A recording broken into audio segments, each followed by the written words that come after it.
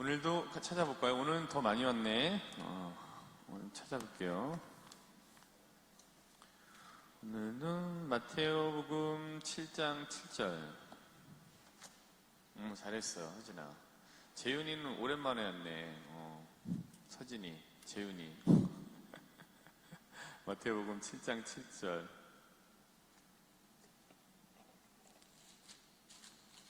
청하여라부터 할까요? 시작. 청하여라, 너희에게 주실 것이다. 찾아라, 너희가 얻을 것이다. 문을 두드려라, 너희에게 열릴 것이다. 좀 작다. 새벽엔 엄청 컸다고 내가 알고 있는데.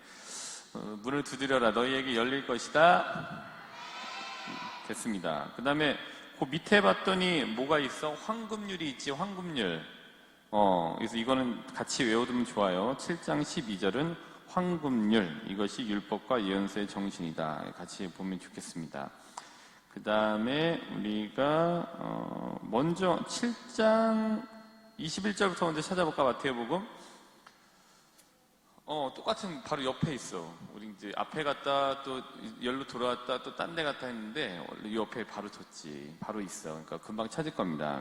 7장 21절 나에게 시작. 나에게 주님 한다고 모두 하늘나라에 들어가는 것이 아니다. 하늘에 계신 내 아버지의 뜻을 실행하는 이라야 들어간다. 됐어. 좋습니다. 잘했어. 오늘은 그리고 창세기를 한번 먼저 볼까? 창세기 2장 7절.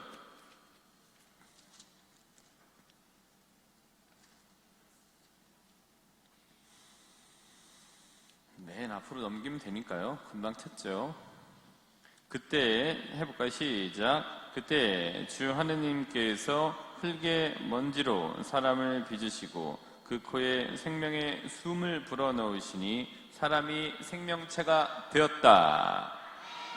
잘했어요. 그 다음에 하나만 더 찾아볼까? 우리 갈라티아서 성령의 열매만 한번 찾아볼까요? 갈라티아서 5장 22절부터 23절입니다.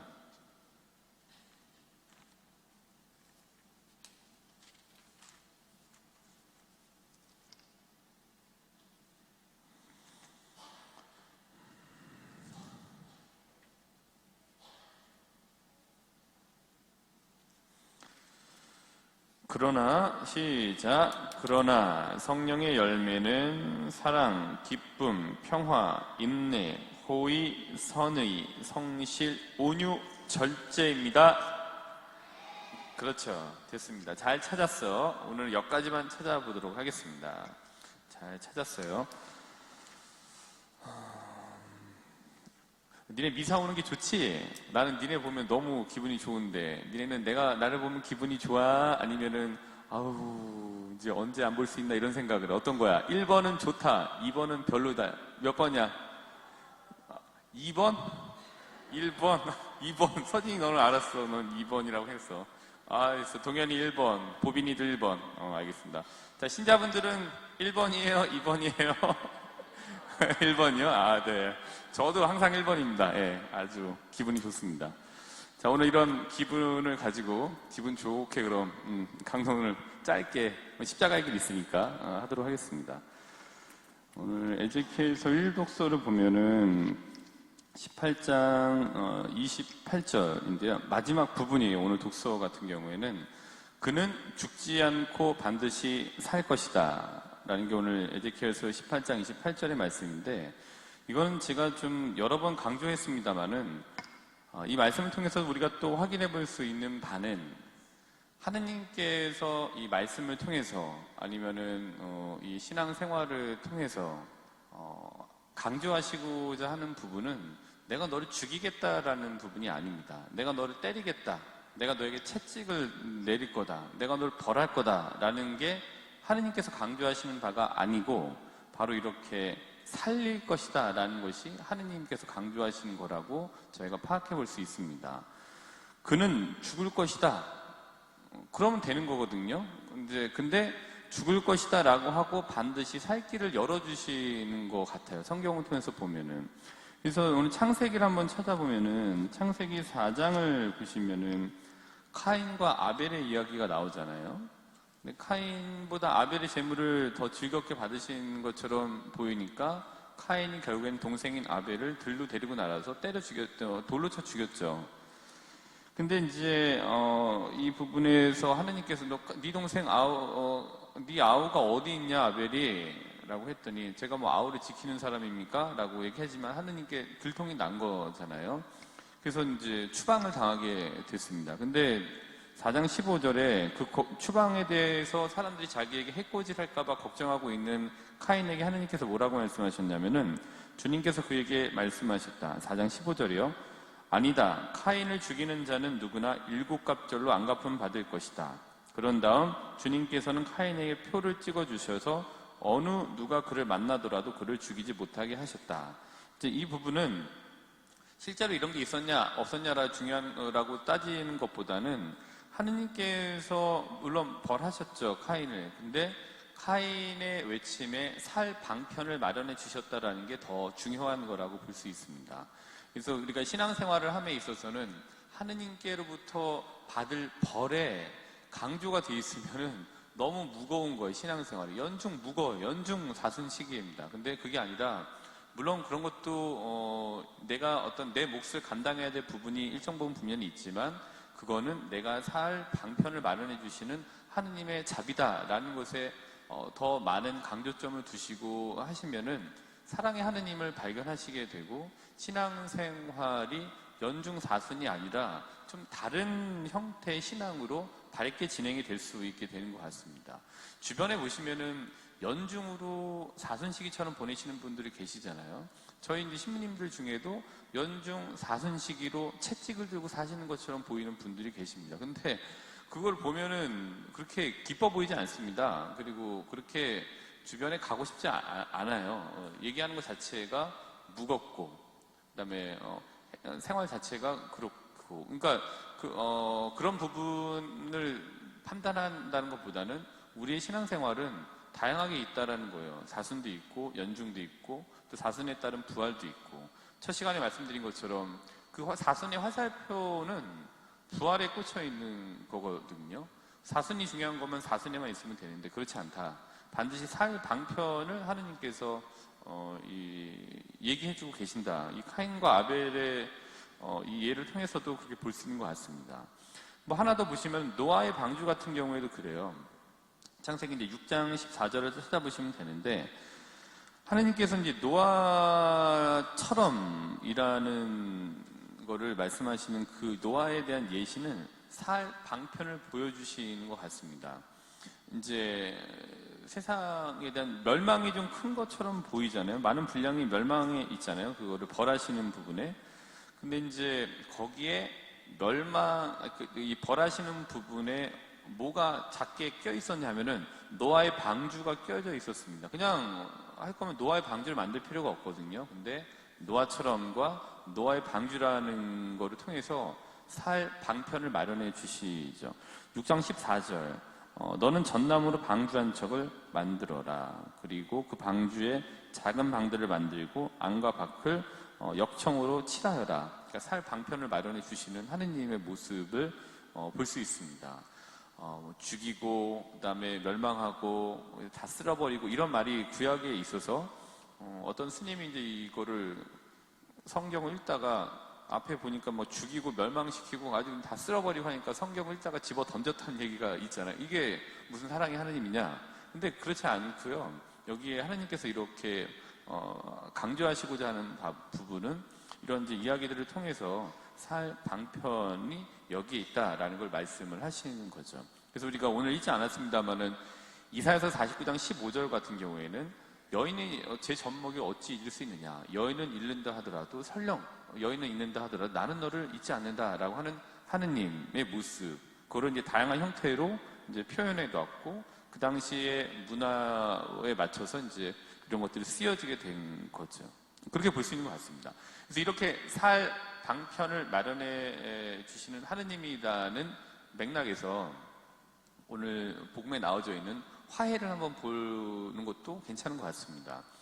그러니까 화해라는 거는 이런 것 같아요. 살라고 하느님께서 마련하신 어떤 방편, 살 방편이 화해인 것 같아요.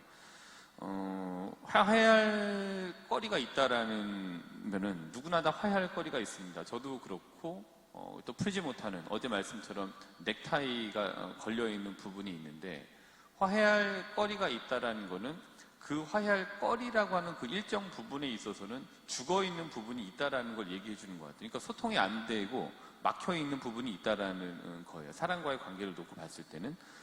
근데 이제 이 죽어가는 일정 부분이 있는 거죠. 죽어있는 그 일정 부분, 그러니까 넥타이에 매어져 있는 부분을 그러니까 화해라고 하는 살 방편을 통해서 어저께 말씀드린 것처럼 좀 푸는 거, 언타이하게 만드는 것이 화해라고 좀 볼 수 있는 것 같습니다.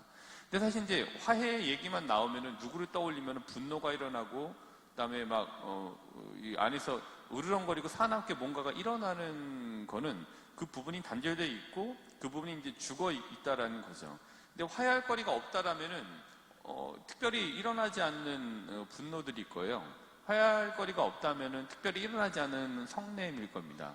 근데 화해할 거리가 있다라는 거는 죽어 있는 거고 그걸 통해서 이제 으르렁거리고 있다라는 거는 애써 이렇게 묻어놨다고 해서 죽어 있었던 게 아니라 분명히 죽어 있는 부분이죠. 관계에 있어 단절됐으니까. 근데 그 부분이 살아서 아직도 계속 영향을 미치고 있다라는 거를 얘기해주고 있는 움직임이 바로 그런 사나움과 으르렁거림과 안에서의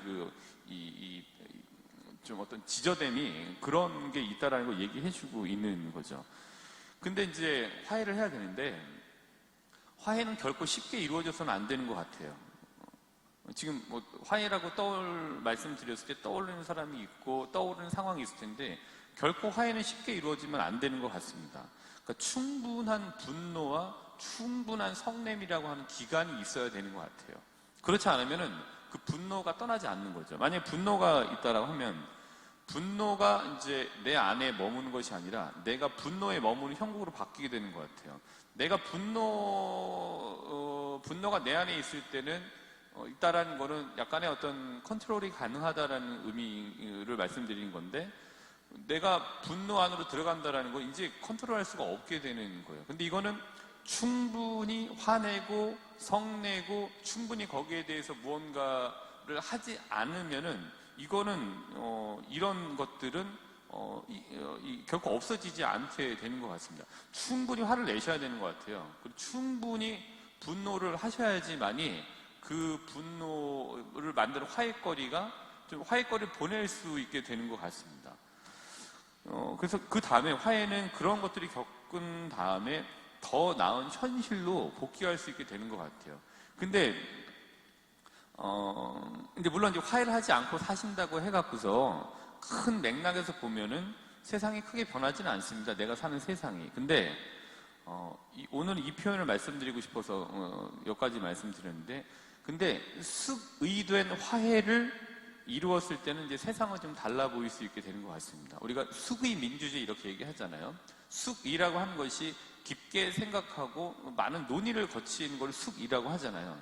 그러니까 충분히 본인이 화해할 거리에 대해서 성을 내고 으르렁거리기도 하고 분노하기도 하는 이러한 본인만의 화해와의 충분한 숙의가 있고 이러면 안 되지 그래 그래도 화가 나네 라고 하면서 이런 것들을 표현하는 숙의된 과정이 있어야 되죠. 그런 숙의를 거친 숙의된 화해를 이루었을 때는 숙의를 가지고서 그때는 세상은 좀 달라 보일 수 있게 되는 것 같아요. 그리고 또 다른 삶의 질이 좀 높여지게 되는 것 같습니다.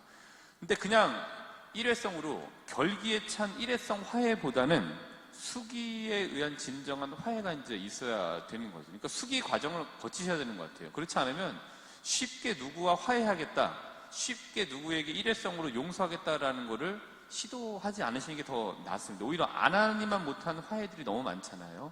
화해하려고 갔다가 싸우고 화해하려고 갔다가 더 깊어지고 그땐 차라리 안 하고 숙의하면서 아우 저놈 저거 아우 저희가 하면서 이제 본인의 그런 충분한 숙의 과정을 거치셔야 되는 것 같아요.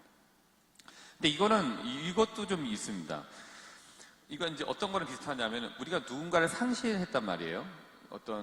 떠나보냈거나 했을 때 일회성으로 갑자기 그거를 극복했다라고 하는 거는 극복이 아닌 거죠. 이 과정이 어떤 과정인지 있게 되냐면은 처음에 이제 무언가를 상실했을 때 그게 이제 연인일 수도 있고 아니면은 뭐 사랑하는 사람을 정말 먼저 하늘나라를 보냈을 경우에는 처음에는 이제 좀 굉장히 부정하게 되잖아요. 어저께 말씀드린 것도 있습니다만은 부정하게 현재 상황에서 부정하고 싶죠. 그다음 이제 두 번째로는 집착하게 돼요. 그래서 겪어보신 적이 있을 겁니다.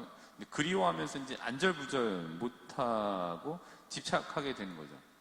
그다음에 차마 못 보내는 겁니다. 그래서 왜 애인들이 일방적으로 이제 깨졌을 경우에 이 연인 관계에서 못 보내잖아요. 그래갖고서 전화를 하고 술 먹고 그냥 자기도 모르게 그냥 전화를 받더니 막 수십 통은 그냥 걸려져 있고 그다음에 동선을 아니까 동선에 찾아갖고서 그냥 우연히 만난 것처럼 거기 또 가고 그냥 내가 더 잘할 테니까 그냥 옆에만 있게 해달라고 하는 등등의 집착 등을 보이게 되는 거죠. 이게 당연한 과정인 것 같아요. 그러다가 이제 와해되고 절망의 단계에 이제 가게 되는 것 같습니다. 아, 내 인생 의미가 없는 것 같다. 근데 이거 어떻게 살지 모르겠다.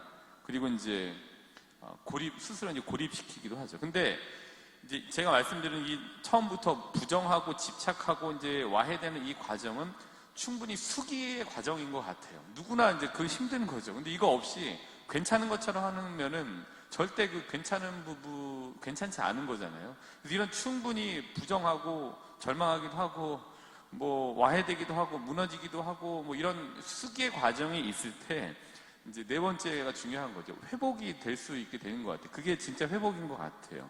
그때 이제 이게 갑자기 말끔히 씻어지는 게 아니라 통증이 서서히 줄어들게 되고 떠나보낼 준비, 그리고 떠나보낼 수 있게 되는 이제 이 결과가 있게 되죠. 그리고 비로소 이제 현실에 온전히 복귀할 수 있게 되는 겁니다. 근데 이게 뭐 이렇게 이루어지지는 않아요. 어떤 분은 빨리 되기도 하고, 어떤 분은 조금 더 느리기도 하고. 근데 뭐 이렇게 한번 나눠볼 수 있게 되는 것 같습니다. 그러니까 수기의 애도 과정은 살기 위한 과정입니다. 그리고 결기에 찬 일회적인 용서나 애도가 아니라 수기된 화해나 애도를 통해서 내가 머물던 그 상실을 조금 자연스럽게 떠나보낼 수 있게 되는 것 같습니다. 중요한 거는 수기되는 그런 과정들이 중요한 거라고 볼 수 있습니다. 그러니까 살기 위한 과정들인 거죠. 우리가 수기의 과정, 어떤 충분한 어떤 이 일종의 과정들을 거친 화해와 애도를 통해서 우리가 조금 더 숨쉬고 조금 더 크게 숨통을 열 수 있는 기회가 열리게 되는 것 같습니다. 또 오늘도 너 어디 있느냐라는 이 사순시기에 성경 말씀과 함께 이렇게 좀 정리하고 싶습니다. 내가 살기 위해 화해해야 하는 것이 무엇이 있는지, 그리고 그런 게 혹여 있으시다라고 한다면 쉽사리 이례적으로 하지 마시고 기분에 따라 하지 마시고 충분한 수기의 과정을 거치시기를 바랍니다. 그래야 건강한 현실 복귀가 가능하다는 것을 기억하시면서 오늘 하루를 보내시기를 바라겠습니다.